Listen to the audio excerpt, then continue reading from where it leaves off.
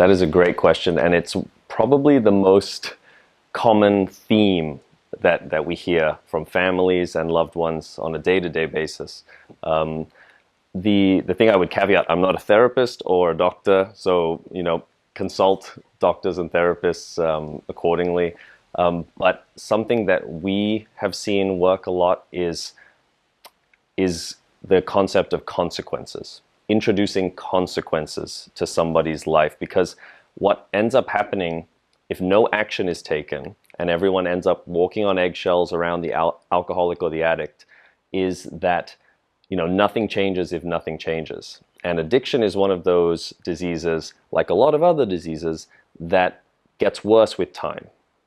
People don't spiral up; they spiral down, and they take people down with them. And that's the sad part about addiction too, is it affects so many people on such a deep level because it's so prevalent in our society. But what I would say is the concept of consequences is so important because a lot of the time enabling is what ends up happening. So without any action or intervention point, the person continues to decline into their addiction to the point of what people call rock bottom, which is when they end up doing something about it. So alcoholics and addicts tend to, they say, grow at the speed of pain. They won't do anything until absolutely necessary. And they've tried all other options. They've exhausted all other switches, that whether if it's alcohol, they might switch from hard liquor to beer or wine, and then all of a sudden the beer and wine increases until they're back at hard liquor. So there's all sorts of tricks that they've tried. They've tried only drinking on weekends or days that end in Y, but they just can't seem to crack it. And so, as a family member who is concerned about a loved one who's struggling with addiction, introducing consequences is a big one. If they are a younger adult, sometimes they'll still be having their lifestyle paid for by the parents, for instance. That's one we see a lot of the time. If they're an adolescent or a young adult, their life is being substituted by money, supplemented by money from the family. And so having that cut off, it's a tough one as well because it's always case by case.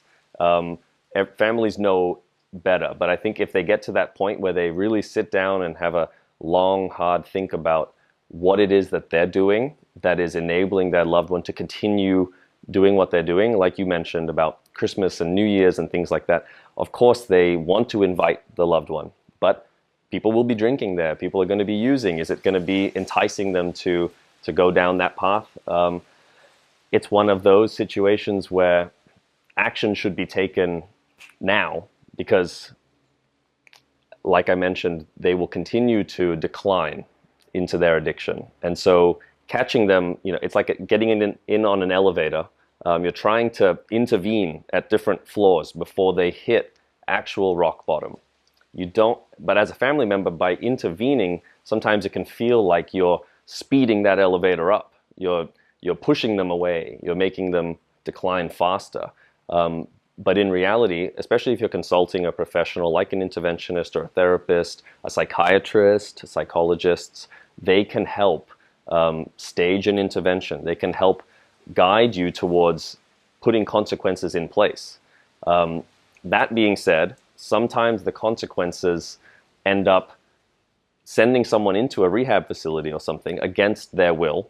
They've been told they have to go by a family member, by the court, a judge, by the law, by work, their employer sometimes. Sometimes the wife's leaving with the kids, and that's the consequence that has taken place, and they end up here.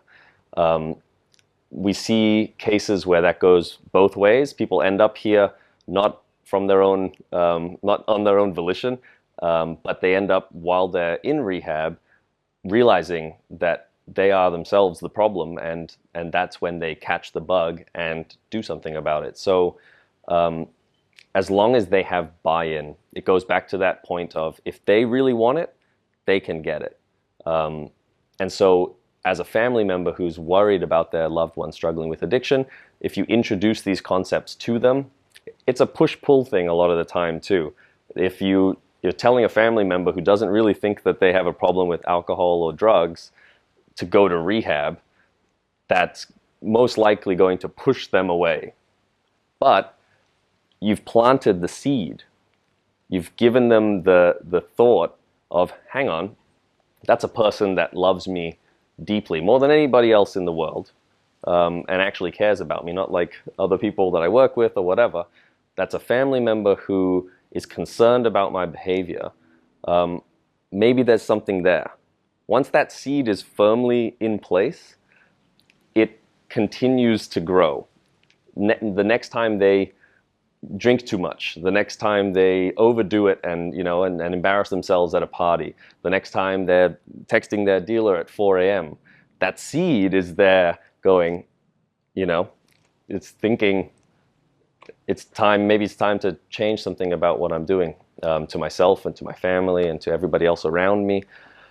So it's planting that seed. A lot of what we do is planting the seed as well. Once people are in rehab, sometimes the seed isn't there yet. And when they see their own actions in other people, they relate to other people's stories, they relate to the way other people are talking about how addiction affected them or their family. That seed is planted, and with the structure of a rehab center or with the structure of the 12 steps of Alcoholics Anonymous or going to therapy, that seed is watered and continues to grow until the old version of the seed, the old way that their life used to run, is decimated. So it's the concept of what we say is the brain or the thinking that got you here isn't going to be the same brain that gets you out, because your thinking and your own mentality got you to this point. You're in an institution for mental health. Maybe there's another way of thinking that exists, and there are people here that have literally done that thinking themselves and have found a way out. Professionals, therapists, psychiatrists, psychologists, a lot of them are in recovery themselves. They struggled with alcoholism or addiction or gambling addiction, whatever it might be.